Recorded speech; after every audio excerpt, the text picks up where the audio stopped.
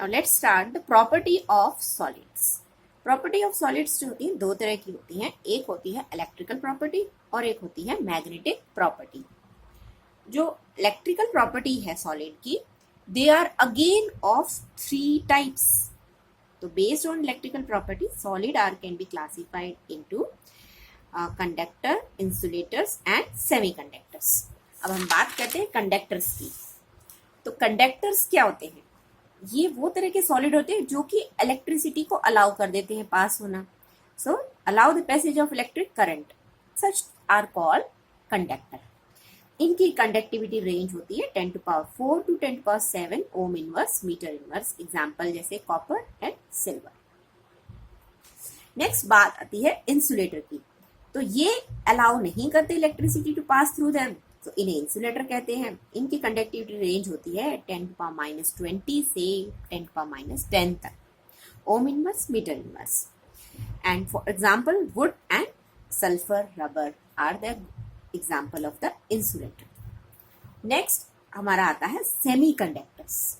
तो सेमीकंडक्टर्स क्या होते हैं? इनकी कंडक्टिविटी जो होती है वो कंडक्टर और इंसुलेटर के बीच की होती है and therefore they are called the semiconductors. तो देखो क्या होता है इनका 10 to power -6 से रेंज होता है 10 to power 4 तक ohm inverse metre inverse. And due to the impurity, ये सेमीकंडक्टर में जो होता है वो कंडक्टिविटी किस वजह से होती है? Is due to the impurity and defects की वजह से। हम बात करते हैं effect of temperature. Effect of temperature का क्या असर होता है यानी इनके ऊपर? तो जब हम टेम्परेचर को रेज करते हैं तो मेटल की जो होता है कंडक्टिविटी वो डिक्रीज होती है। अगर सेमीकंडक्टर की बात करें तो वो इंक्रीज हो जाती है और very little observe in case of the insulators.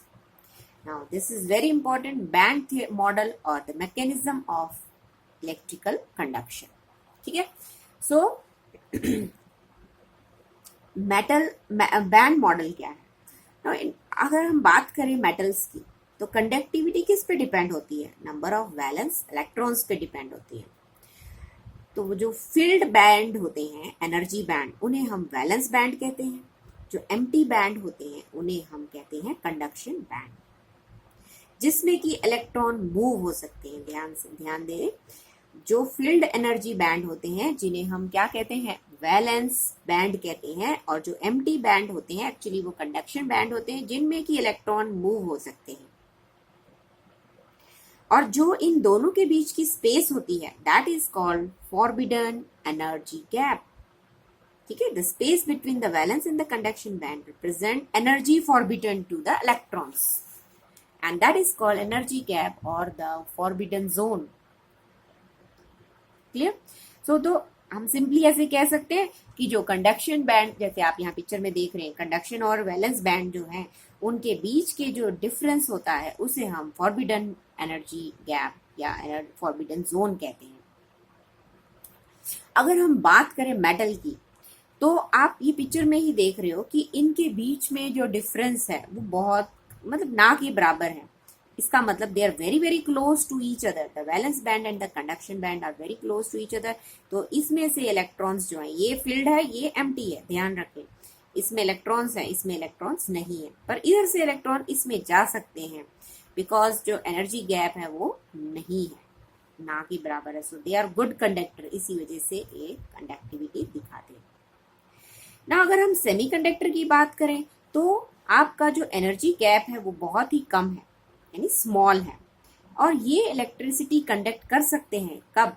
Ordinary temperature पे। ठीक है, बिकॉज इलेक्ट्रॉन जो है वो मूव हो सकते हैं कंडक्शन बैंड में, बट एट 0 केल्विन। यहाँ ये है 0, not okay, it is a 0 kelvin. 0 kelvin में जो होता है वो इलेक्ट्रॉन मूव नहीं हो सकते, इसीलिए उस पे ये इंसुलेटर होता है। क्लियर? अगर हम बात करें इंसुलेटर की तो एनर्जी गैप इतना ज़्यादा होता है कि जो इलेक्ट्रॉन्स है वो वैलेंस बैंड से कंडक्शन बैंड में जंप नहीं कर सकते। इस वजह से इसे कहते हैं हम insulator. They do not conduct electricity, they are bad conductor of electricity. Now बात करते हैं अभी आगे हम टाइप ऑफ सेमीकंडक्टर्स। सेमीकंडक्टर्स दो तरह के होते हैं, एक इंट्रिंसिक सेमीकंडक्टर और कंडक्शन, एक्सट्रिंसिक सेमीकंडक्टर और कंडक्शन। इंट्रिंसिक सेमीकंडक्टर्स क्या है?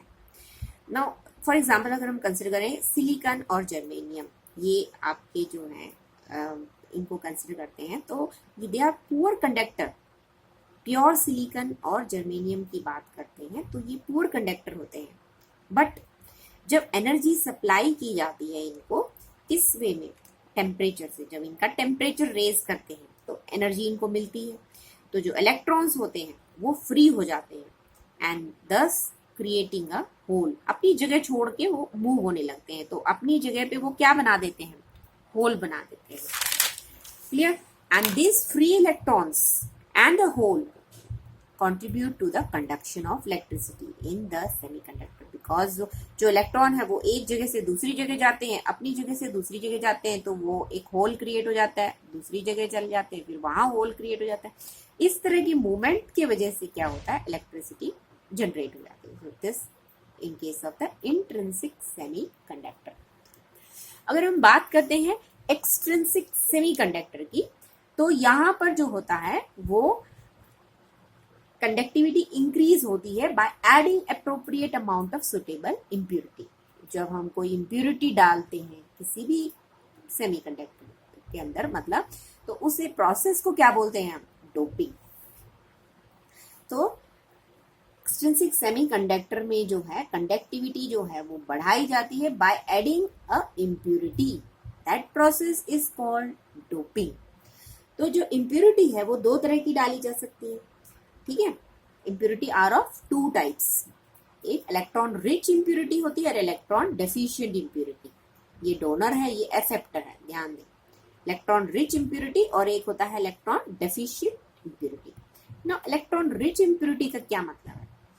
फॉर एग्जाम्पल सिलिकॉन और जर्मेनियम को अगर हम कंसिडर करते हैं, दोनों ही 14 ग्रुप के एलिमेंट्स हैं, ठीक है। तो इनमें जो है कितने कोवलेंट बॉन्ड होंगे, 4 कोवलेंट बॉन्ड। जैसे कि आप देख सकते हैं सिलिकॉन अगर हम बात करें तो इसके जो बॉन्ड होंगे वो कितने होंगे, अगर यहाँ हम एक सिलिकॉन रख दें, यहाँ हमने अर्सनिक रखा हुआ है तो इसकी जगह हम अगर सिलिकॉन मानते हैं तो यहाँ कितने बॉन्ड है उसके साथ जुड़े हुए, 4। यानी सिलिकॉन के जो बॉन्ड होते हैं, क्योंकि इसका ग्रुप नंबर जो है 14 है तो 4 इसके बॉन्ड हो सकते हैं।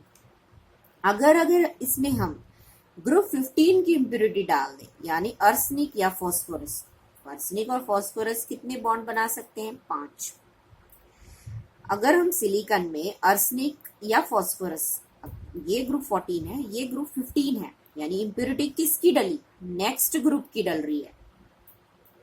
तो जब हम इम्प्यूरिटी डालते हैं तो अर्सनिक या फॉस्फोरस जो है वो 4 बॉन्ड तो बना रहे, जैसे आप यहाँ देख सकते हैं 1 2 3 4, उसने 4 बॉन्ड तो बना लिए, पर अर्सनिक के पास 1 इलेक्ट्रॉन एक्स्ट्रा है। तो ये जो स्फीयर इलेक्ट्रॉन्स इसके पास फ्री है, ये एक्स्ट्रा इलेक्ट्रॉन जो है वो रिस्पॉन्सिबल होता है इलेक्ट्रिसिटी के लिए। And such type of impurity which is added of a next group element in a silicon crystal. So this is type of a semiconductor is called n-type semiconductor. So इसमें impurity क्या है, आपकी next group की डली है और electricity generate कौन कर रहा है, इलेक्ट्रॉन्स। अब नेक्स्ट है हमारा इलेक्ट्रॉन डेफिशिएंट इम्प्यूरिटी, यानी अगर हम कंसिडर करें सिलिकॉन क्रिस्टल ही को कंसिडर करें तो इसमें प्रीवियस ग्रुप की इम्प्यूरिटी डल रही है। प्रीवियस ग्रुप यानी इंडियम जो है वो ग्रुप 13 का एलिमेंट है, जिसको कि हमने सिलिकॉन क्रिस्टल में डाला। देखो इंडियम को हमने सिलिकॉन में डाला। अब क्लियरली है क्योंकि 13 ग्रुप है तो ये 3 ही बॉन्ड बना सकता है, चौथा बॉन्ड ये बना नहीं पाएगा। तो इधर जहां चौथा बॉन्ड नहीं बन रहा वहां क्या होगा, एक पॉजिटिव होल क्रिएट हो जाएगा, ठीक है। तो यहाँ एक पॉजिटिव होल क्रिएट हो जाएगा, वैकेंसी हो जाएगी, and this hole is responsible for the electricity, ठीक है, क्योंकि क्या होगा, ये जो बॉन्ड है वो यहाँ चला जाएगा तो यहाँ होल आ जाएगा। इस तरह से मूवमेंट की वजह से क्या होगा, होल की मूवमेंट होगी तो उस वजह से इलेक्ट्रिसिटी जनरेट हो सकती है। So this type of a conduction is known as P type. P type means previous, यानी पहले वाले एलिमेंट डलेंगे तो, यानी ग्रुप 14 में 13 डल रहे हैं तो पी मतलब प्रीवियस, ऐसे याद कर सकते हैं। एन मतलब नेक्स्ट, यानी नेक्स्ट, एन नेक्स्ट होता है तो यानी 14 में 15 डलेगा तो एन टाइप हो गया, और 14 में 13 डल रहा है तो it is P type semi conductors. Thank you.